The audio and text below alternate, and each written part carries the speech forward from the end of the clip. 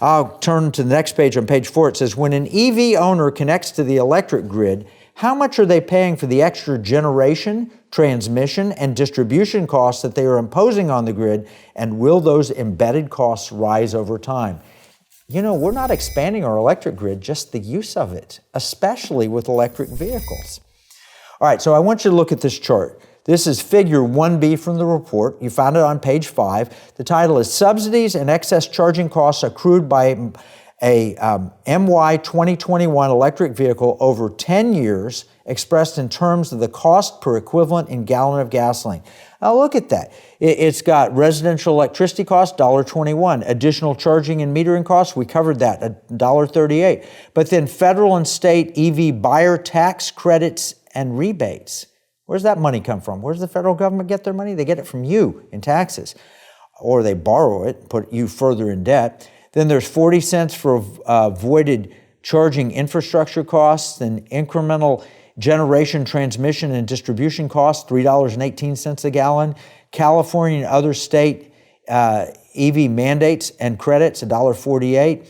You add it all up, including the corporate average fuel economy credits that they're giving to these companies, to these cars, it's $17.33 a gallon.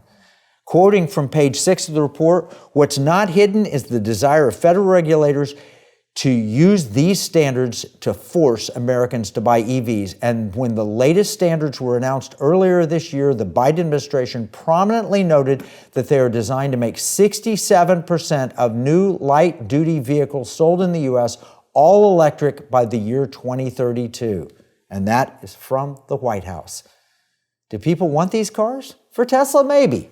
Tesla produces profits, albeit some of that has come from subsidies. But other EV makers?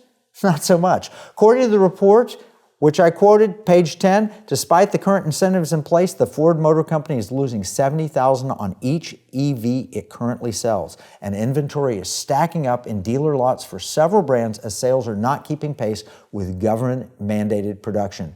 Therefore, it is likely that automakers will be requesting even more direct subsidies in the coming years. This explains the mandates. People don't want to be forced into electric vehicles. For some, it's a convenience. For some, it's cost. For others, it's preference. But the government is forcing this on us. Why?